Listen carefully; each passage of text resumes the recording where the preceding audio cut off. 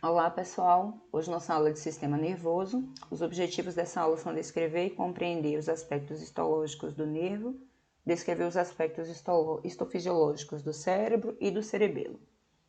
Primeiro vamos observar essa representação esquemática de um nervo em corte transversal. É preciso lembrar que os nervos eles são componentes do sistema nervoso periférico que fazem a comunicação do corpo com o sistema nervoso central.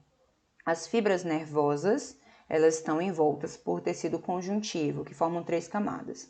O epineuro é uma camada mais externa de tecido conjuntivo denso, rica em vasos sanguíneos. Esses vasos se ramificam para o perineuro. É uma camada de tecido conjuntivo frouxo, que tem células que têm zônulas de oclusão, que fazem a base da barreira hematoneural. Essas zonas de oclusão dão ao tecido uma característica de tecido epitelioide. E os nutrientes dos vasos se difundem para o perineuro e depois para o endoneuro, que é uma região pouco vascularizada. Além dessa característica de tecido epitelioide, as células perineurais, elas também têm características semelhantes a músculo liso, já que elas conseguem fazer contração, e semelhante a fibroblasto, já que elas conseguem depositar tecido conjuntivo. No endoneuro, a gente tem uma região de tecido conjuntivo também frouxo, que tem poucos tipos celulares diferentes. A maioria, 90% das células que a gente vai observar aqui são células de Schwann, e os outros 10% são divididos em poucos fibroblastos, células endoteliais e macrófagos. Inclusive, são as células de Schwann dessa região que depositam o colágeno do endoneuro. As células de Schwann, elas vão proteger os axônios das fibras nervosas. Os axônios mielinizados vão ter projeções de citoplasmas concêntricas nas células de Schwann, formando a bainha de mielina, e as fibras não mielinizadas estão imersas dentro de sucos no citoplasma das células de Schwann. As fibras mielinizadas podem ser tanto fibras de neurônios sensitivos somáticos que levam informações da periferia para o sistema nervoso central, como fibras de neurônios motores somáticos que trazem informação do sistema nervoso central para a periferia, como por exemplo para a contração do músculo estriado. Já as fibras não mielinizadas podem estar envolvidas com as funções do sistema nervoso autônomo. Os nervos entram em contato com o sistema nervoso central por meio da medula espinal. Aqui a gente consegue ver um corte transversal e corte longitudinal de nervo. No corte transversal, a gente observa epineuro, tem até tecido adiposo aqui do lado de fora. Depois, o endoneuro, delimitando um feixe de fibras nervosas, endoneuro. E depois a gente observa, perineuro, delimitando um feixe de fibras nervosas, perineuro, e dentro o endoneuro. No endoneuro, a gente comentou que ele é pouco vascularizado, mas ele pode ter alguns capilares. E eles têm poucos tipos celulares que não as células de Schwann, mas a gente pode observar aqui um fibroblasto, embora a gente tenha poucos fibroblastos.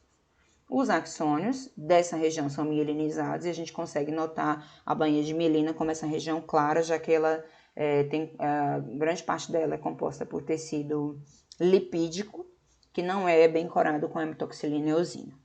Aqui a gente observa o núcleo das células de Schwann, tá? Então, epineuro, perineuro, delimitando o feixe de fibras nervosas, e endoneuro, o local onde estão, o tecido conjuntivo, onde estão os axônios. Aqui a gente vê corte longitudinal, epineuro, as fibras nervosas longitudinalmente, aqui em maior aumento, os axônios, revestidos pela bainha de mielina, a gente consegue inclusive ver aqui nódulos de Ranvier, né? E a gente também vê núcleos, que na maioria das vezes vão ser núcleos de células de Schwann. Aqui, mais uma vez, corte transversal, epineuro, perineuro, endoneuro. Aqui a gente consegue ver um maior aumento, perineuro. As células com essas características, né, de células unidas, que lembram o tecido epitelioide. O endoneuro, tanto aqui quanto aqui tecido conjuntivo frouxo, o epineuro tecido conjuntivo denso não modelado. O endoneuro, aqui a gente consegue ver entre os feixes de fibras nervosas. Os axônios, que estão cobertos por bainha de mielina, já que esse tecido também é mielinizado. Aqui, corte longitudinal das fibras nervosas, nódulos de Ranvier podem ser observados aqui. Aqui, corte transversal de fibra não mielinizada. Notem como a gente não tem aqueles espaços esbranquiçados que a gente viu anteriormente. A maioria dos núcleos são de células de Schwann. E nos sulcos do citoplasma dessas células, a gente vai ter os axônios das fibras não mielinizadas. Agora vamos conversar sobre o cérebro. É importante lembrar que o cérebro é um componente do sistema nervoso central. O sistema nervoso central é dividido em encéfalo e medula espinal. O encéfalo é dividido em cérebro, cerebelo e tronco encefálico. Nós aqui vamos conversar sobre o cérebro e sobre o cerebelo. O cérebro, ele está dentro da calota craniana, então aqui do lado de fora a gente pode ver ossos do crânio, e ele é delimitado e protegido pelas meninges. A primeira delas é a dura mater, que é uma camada mais espessa de tecido conjuntivo denso, que tem alguns espaços revestidos de endotélio, que são seios venosos, que recebem sangue do encéfalo. Abaixo da dura mater, a gente tem uma camada delicada de tecido conjuntivo, que é a aracnode mater, que emite trabéculas para dentro desse espaço subaracnoide, fazendo com que dentro desse espaço, a gente tenha abrigado o líquido cerebro-espinal. Abaixo desse espaço, a gente tem a pia mater, que está repousada em cima do córtex cerebral. Tanto pia mater quanto aracnoide são revestidos por um epitélio simples pavimentoso. A pia mater, ela junto com os astrócitos que emitem projeções e formam uma glia limitante, eles fazem parte da barreira hematoencefálica, tá? Que protege o sistema nervoso central de entrar em contato com o sangue dos vasos. Outra proteção também é o fato desses vasos serem vasos contínuos, não tem fenestração, não tem espaço entre o endotélio desses vasos, e aí, além disso, os astrócitos emitem pés vasculares que também fazem parte da barreira hematoencefálica. Aqui a gente observa o cérebro quando dessecado a fresco, ele tem um aspecto periférico cinzento e um central branco. Então, isso fez com que o córtex fosse chamado de substância cinzenta e a medula de substância branca, tá? Então, o córtex, tanto do cerebelo quanto do cérebro, vai ter essa característica cinzenta, e a medula, tanto do cerebelo quanto do cérebro, vai ter essa característica branca.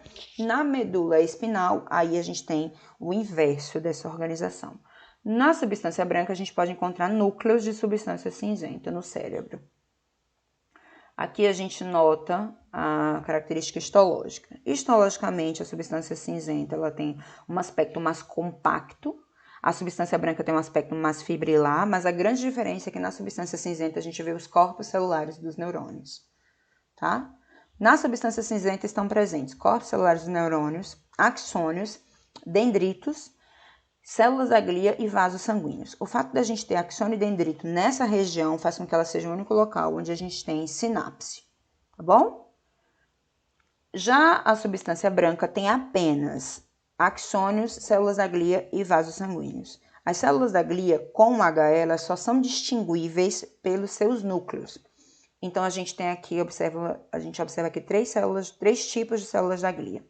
Os astrócitos, que são as maiores células da glia, têm núcleo grande que o nucleolo pode estar evidente.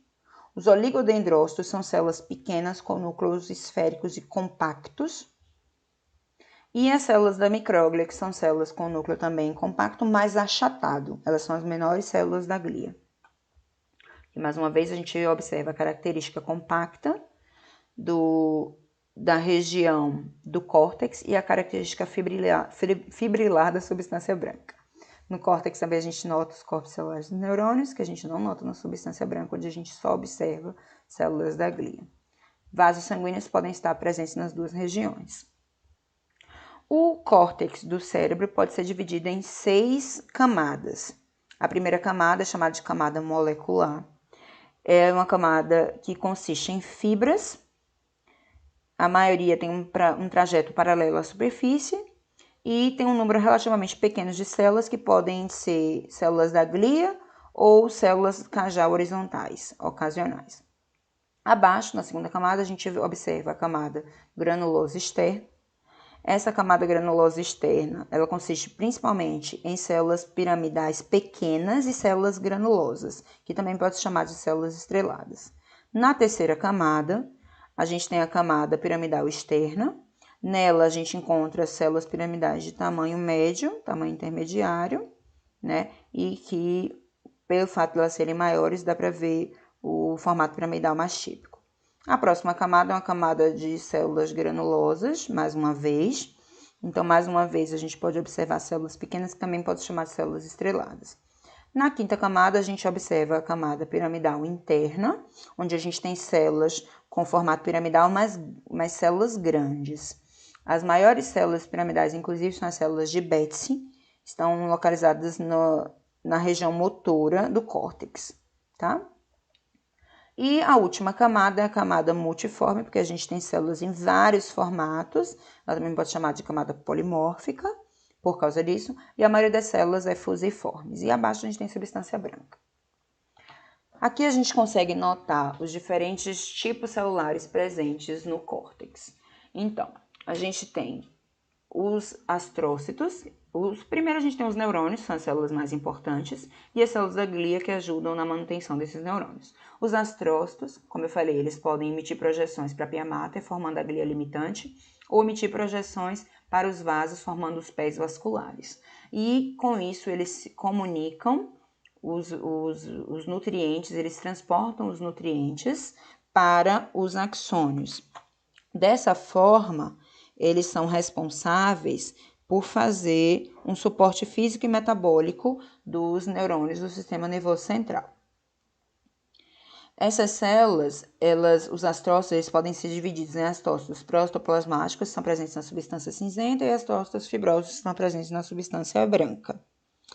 E pelo fato deles tanto estarem envolvidos com a glia limitante quanto com os pés vasculares, eles fazem parte da barreira hematoencefálica. Outro aspecto muito importante dele é que eles controlam a concentração extracelular de potássio, então eles são responsáveis pelo tamponamento espacial do potássio nessa região. Isso é fundamental para que a concentração de potássio não afete o potencial de ação das fibras nervosas. Outra célula importante é o oligodendrócito, que no sistema nervoso central é o oligodendrócito que é responsável por enviar projeções de membranas citoplasmáticas que envolvem os axônios, formando a camada de mielina, né? E além de produzir essa mielina, essa membrana, essa bainha de mielina, eles também são responsáveis pela manutenção dessa bainha de mielina, tá? E a bainha de mielina é fundamental para a condução saltatória do impulso nervoso. Um outro tipo celular que é fundamental são as células da micróglia, que são essas células achatadas, elas são os macrófagos residentes desse tecido. E por último, a gente tem as células ependimárias, que são células muito importantes porque elas revestem os ventrículos cerebrais e também o canal central da medula espinal. E nessa região dos ventrículos cerebrais, elas fazem parte do plexo corioide, ou corióide, que produz o líquido cerebroespinal. Aqui a gente consegue mais uma vez ver os neurônios. Os corpos celulares dos neurônios estão presentes na substância cinzenta, né? Os neurônios, eles têm o citoplasma bem evidente, e se eles forem neurônios grandes, aí a gente consegue observar os corpúsculos de início no citoplasma. É interessante lembrar que os neurônios eles podem ser agrupados em 3 categorias. A gente tem neurônios sensitivos, que transmitem impulsos dos receptores para o sistema nervoso central, né? E aí esses prolongamentos desses neurônios estão envolvidos por fibras nervosas, que podem ser fibras aferentes somáticas, que são aquelas que transmitem sensação de dor, temperatura, tato, pressão, a partir das superfícies corpóreas, mas também tem as fibras nervosas aferentes viscerais, que são aquelas que transmitem impulsos de dor e outras sensações dos órgãos internos para o sistema nervoso central. Outro tipo de neurônio também importante são os neurônios motores. Os neurônios motores, eles transmitem impulsos do sistema nervoso central para os gânglios, para as células efetoras. Notem que é o sentido contrário, né? As fibras nervosas desses neurônios são chamadas de fibras nervosas eferentes. E elas também podem ser somáticas ou viscerais, né? Os neurônios somáticos vão enviar impulsos voluntários para a musculatura esquelética e os neurônios eferentes viscerais transmitem impulsos que são involuntários para o músculo liso, né? Para a condução cardíaca das fibras de Purkinje e também para glândulas. E por último, a gente tem os interneurônios, eles são a maioria dos neurônios, 99,9% dos neurônios são desse tipo. E os interneurônios, eles são importantes porque eles comunicam, né? Eles são também chamados de neurônios intercalados e eles formam uma rede de comunicação e de integração entre os neurônios sensitivos e os neurônios motores. Os neurônios, eles também podem ser divididos com relação à sua característica morfológica. E aí a gente vai ter 3 tipos também. Os neurônios multipolares, são aqueles que apresentam um axônio e 2 ou mais dendritos. Os neurônios bipolares são aqueles que apresentam um axônio e um dendrito.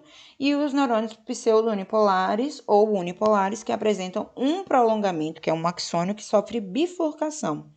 Próximo ao corpo celular, ele se divide em 2 ramos axônicos longos, tá?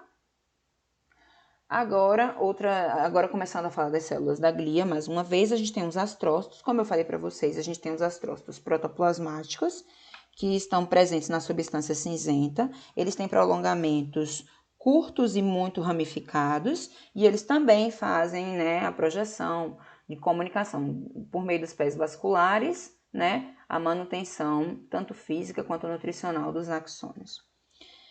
Na substância branca, os astrócitos são denominados astrócitos fibrosos. Eles têm prolongamentos longos e retos, tá? E também têm a mesma função.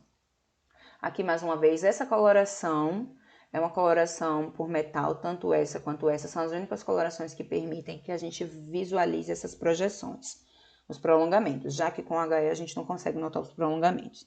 Então, aqui a gente vê astrócito protoplasmático e aqui astrócito fibroso. Aqui também coloração com metal, geralmente a impregnação pela prata. Aqui a gente vê oligodendrócitos, que a gente já falou que são responsáveis pela produção e manutenção da manhã de mielina. E aqui, células da micróglia, que são os macrófagos residentes nesse tecido. Aqui a gente consegue notar como esses macrófagos, quando eles residem no tecido, eles sofrem mudanças conformacionais, que fazem com que eles também tenham projeções. Na coloração de HE, a gente só consegue ver os núcleos achatados dessas células. E por último, as células ependimárias, que a gente já comentou, que elas estão presentes nos ventrículos cerebrais e no canal da medula, canal central da medula espinal. Elas são muito importantes nessa região dos ventrículos cerebrais porque elas estão em íntimo contato com vasos sanguíneos, como a gente pode observar aqui. Isso faz com que elas selecionem nutrientes que vão compor o líquido cerebroespinal. E esse líquido ele é fundamental, porque ele vai banhar todo o sistema nervoso central. A gente já viu que ele está nessas regiões, ele também está lá no espaço subaracnoide, como eu comentei anteriormente. Essa região é denominada plexo corioide ou plexo corioide, que é o local de produção do líquido cerebroespinal. As células dessa região, as células ependimárias dessa região, elas têm peculiaridade porque elas têm essa característica epitelial, mas elas não têm lâmina basal, o que ajuda a difusão das substâncias e tudo mais para compor o líquido. Na superfície apical, elas têm cílios e vilosidades. E as vilosidades, por exemplo, na medula, no canal central da medula espinal, essas vilosidades vão ser responsáveis por absorver o líquido cefalorraquidiano e também pode estar envolvido com a nutrição daquele tecido. Por último, vamos falar sobre o cerebelo. O cerebelo é uma porção do encéfalo que está situada atrás e embaixo do cérebro, cuja função é coordenar tanto movimentos voluntários quanto a função muscular na manutenção da postura normal. O cerebelo é dividido em córtex e substância branca. O córtex é subdividido em 3 regiões: camada molecular, camada de células de Purkinje e camada granulosa. A camada molecular é a camada mais externa, é rica em fibras e pobre em células. Aqui tem células da glia, como normalmente a gente tem no córtex, na substância cinzenta. Mas, além dessas células da glia, a gente tem neurônios pequenos, são chamadas células em cisto. Essa camada molecular está em íntimo contato com a pia mater. Abaixo, logo depois da camada molecular, a gente vê a camada de células de Purkinje. As células de Purkinje são células características do cerebelo, elas não estão presentes em outras regiões. Elas são alguns dos maiores neurônios que a gente vai ver no nosso corpo. Elas emitem dendritos para dentro da região da camada molecular e essas projeções fazem com que elas façam sinapse com as células em cisto. Nessa camada aqui, a gente também tem células granulosas diferentes, são células granulosas grandes, são chamadas células de Golgi tipo 2. A camada granulosa é a camada seguinte, ela recebe impulsos provenientes de outras partes do sistema nervoso central e emite axônios até a camada molecular, na qual esses axônios se ramificam para formar T, e desse modo os axônios entram em contato com os dendritos das várias células de Purkinje e com as células em cisto também, de forma que essa região é a região onde a gente acaba tendo as sinapses. Certo?